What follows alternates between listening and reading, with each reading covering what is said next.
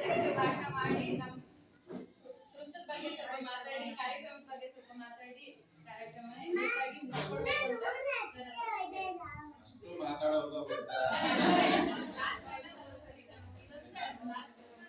ಎಲ್ರಿಗೂ ನಮಸ್ಕಾರ.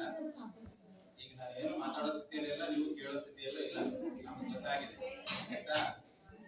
ಇವ್ರು ಏನ್ ಹೇಳಿದರೆ ತಂದು ಅದೇ ಆಯ್ತಾ, ಎಂತದೂ ಇಲ್ಲ. ಈಗ ಹೇಳೋ ಪರಿಸ್ಥಿತಿಯಲ್ಲಿ ನಾವಿಲ್ಲ, ನೀವು ಕೇಳೋ ಇಲ್ಲ.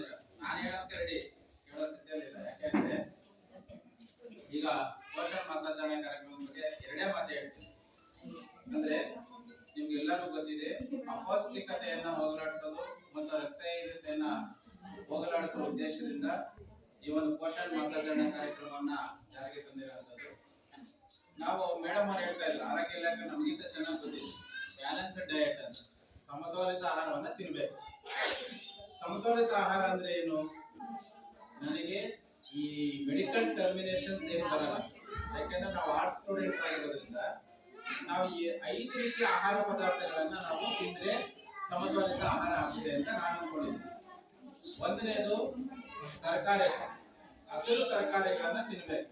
ಬ್ಯಾಲೆನ್ಸ್ ಡಯಟ್ ಅಂದ್ರೆ ಏನೇನು ತಿನ್ಬೇಕು ಅಂತ ಪ್ರತಿನಿತ್ಯ ಇವತ್ತು ತಿನ್ಬೇಕು. ಹಸಿರು ತರಕಾರಿಗಳು ಮತ್ತು ಸೊಪ್ಪುಗಳನ್ನು. ಹಸಿರು ತರಕಾರಿಗಳಲ್ಲಿ ನಿಮ್ಗೆ ಇಟ್ಟಿರುವಂತಹ ಕ್ಯಾರೆಟ್ ಆಗಿರ್ಬೋದು, ಬೀಟ್ರೂಟ್ ಆಗಿರ್ಬೋದು, ಹೀರೆಕಾಯಿ ಆಗಿರ್ಬೋದು, ಅಥವಾ ಟೊಮೊಟೊ ಆಗಿರ್ಬೋದು, ನಿಮ್ಮ ಸೊಪ್ಪುಗಳು, ಎಲ್ಲಾ ಸೊಪ್ಪುಗಳು ಬರ್ತವೆ. ಇವುಗಳೆಲ್ಲವನ್ನು ನಾವು ಪ್ರತಿನಿತ್ಯದ ನಮ್ಮ ಆಹಾರದಲ್ಲಿ ತಿನ್ನಬೇಕು. ಎರಡನೇದು ಬಂದು ಹಣ್ಣುಗಳು. ನಾವು ಎಲ್ಲಾ ರೀತಿಯ ಹಣ್ಣುಗಳನ್ನು ಸಹ ನಾವು ತಿನ್ನಬೇಕಾಗುತ್ತೆ. ನಿಮ್ಮ ಆರೆಂಜ್ ಆಗಿರ್ಬೋದು, ಆಪಲ್ ಆಗಿರ್ಬೋದು, ಸೀತಾಫಲ ಆಗಿರ್ಬೋದು, ನಿಮ್ಮ ಸೀಬೆಕಾಯಿ ಆಗಿರ್ಬೋದು, ಎಲ್ಲಾ ರೀತಿಯ ಇನ್ಕ್ಲೂಡಿಂಗ್ ಇವ್ರು ಹೇಳಿದ್ರು ವಿಟಮಿನ್ ಸಿ ಸಿಗುತ್ತೆ ಯಾವ್ದ್ರಲ್ಲಿ, ಡಿವೈಡ್ನಲ್ಲಿ. ಎಲ್ಲಾ ರೀತಿಯ ಹಣ್ಣುಗಳನ್ನ ತಗೊಳ್ಬೇಕು. ನೆಕ್ಸ್ಟ್ ಮೂರನೇ ರೀತಿಯ ಆಹಾರ ಏನಂತ ಹೇಳಿದ್ರೆ ಕಾರ್ಬೋಹೈಡ್ರೇಟ್ಸ್ ಹೆಚ್ಚಿರುವಂತ ಆಹಾರ ಪದಾರ್ಥ. ಅಂದ್ರೆ ನಾವೇನ್ ತಿಂತೀವಿ, ಮುದ್ದೆ ಆಗಿರ್ಬೋದು, ರಾಗಿ, ಅಕ್ಕಿ, ಇವುಗಳನ್ನೆಲ್ಲವನ್ನ ತಿನ್ಬೇಕು. ನಾಲ್ಕನೇ ಆಹಾರ ನಾನ್ ವೆಜ್. ಅಂದ್ರೆ ಮೊಟ್ಟೆ ತಿನ್ಬೇಕು, ಮೀನ್ ತಿನ್ಬೇಕು, ಮಾಂಸಾಹಾರ ತಿನ್ಬೇಕು. ಅದಾಗಿಲ್ಲ ಅಂತ ಹೇಳಿದ್ರೆ ನಮ್ಮ ಬೀನ್ಸ್ ಇರುತ್ತಲ್ವಾ, ಸಸ್ಯಾಹಾರಿಗಳಿಗೆ ಬೀನ್ಸ್, ಇಂಥವು ಏನಂತ ಹೇಳಿ ಸಿರಿಧಾನ್ಯಗಳು, ಇಂಥವನ್ನ ತಿನ್ನಬೇಕು. ನಾಲ್ಕನೇ ಆಹಾರ ಪದಾರ್ಥ. ಐದನೇದು ಪ್ರತಿನಿತ್ಯ ಅಂತ ಹೇಳ್ತಿದೀನಿ, ಇವೆಲ್ಲ ಇರ್ಬೇಕು. ಐದನೇದು ಬಂದೇನು ಎಲ್ಲ ಹೇಳ್ಬಿಟ್ವಿ. ಐದನೇದು ಏನು ಇಲ್ಲ. ಐದನೇದು ವೆರಿ ಇಂಪಾರ್ಟೆಂಟ್ ಏನಪ್ಪಾ ಅಂದ್ರೆ ಹೆಚ್ಚು ನೀರನ್ನ ಕುಡಿಬೇಕು. ಅದೇ ಮೋಸ್ಟ್ ಇಂಪಾರ್ಟೆಂಟ್. ನಾವು ಆರೋಗ್ಯವಾಗಿರಬೇಕು, ರೋಗ ನಿರೋಧಕ ಶಕ್ತಿ ನಮ್ಗೆ ಹೆಚ್ಚು ಬರಬೇಕು ಅಂದ್ರೆ ಮಿನಿಮಮ್ ಎಷ್ಟು ಗ್ಲಾಸ್ ನೀರು ಕುಡಿಬೇಕು?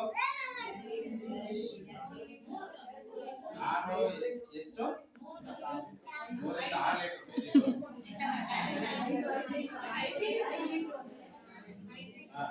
ಮೇಡಮ್ ಅವ್ರು ಹೇಳ್ತಾರೆ. ಆಯ್ತು, ನನ್ನ ಪ್ರಕಾರ 8 ರಿಂದ 10 ಲೋಟ ಅಂತ ಹೇಳ್ತೀವಿ. ಅಷ್ಟು ನೀರನ್ನ ಆರೋಗ್ಯವಾಗಿರುವಂತ ಮನುಷ್ಯ ಕುಡಿದ್ರೆ ಸಾಕು. ಅದಕ್ಕಿಂತ ಕಡಿಮೆ ಕುಡಿಬಾರ್ದು ಆಯ್ತಾ. ಜಾಸ್ತಿ ಕುಡಿದ್ರೂ ಕಷ್ಟನೇ. ಯಾವುದೇ ಆಹಾರ ನಾನು ಹೇಳಿದ್ರೆ 5 ಪದಾರ್ಥಗಳಲ್ಲಿ ಯಾವುದು ಜಾಸ್ತಿ ಆಗ್ಬಾರ್ದು. ಅದು ಲೀಸ್ಟ್ ಅಪೌಷ್ಟಿಕತೆ ಅಥವಾ ಓವರ್ ಪೌಷ್ಟಿಕತೆನೂ ಆಗ್ಬಿಡುತ್ತೆ. ಯಾವ್ದು ಜಾಸ್ತಿ ಆಗ್ಬಾರ್ದು, ಕಡಿಮೆ ಆಗ್ಬಾರ್ದು. ಅದಕ್ಕೆ ಸಮತೋಲಿತವಾಗಿ ತಗೊಳ್ಬೇಕು ಅಂತ ಹೇಳುತ್ತೆ. ಒಂದು, ಇದು ನಮ್ಮ ಇಲಾಖೆಯಲ್ಲಿ ಏನೇನ್ ಮಾಡ್ತೀವಿ ಅಂತ ಎಲ್ಲರೂ ಹೇಳ್ಬಿಟ್ಟಿದ್ರೆ ನಾನು ಹೇಳೋದಿಲ್ಲ, ನೀವು ಕೇಳೋ ಸ್ಥಿತಿಯಲ್ಲಿ ಇಲ್ಲ.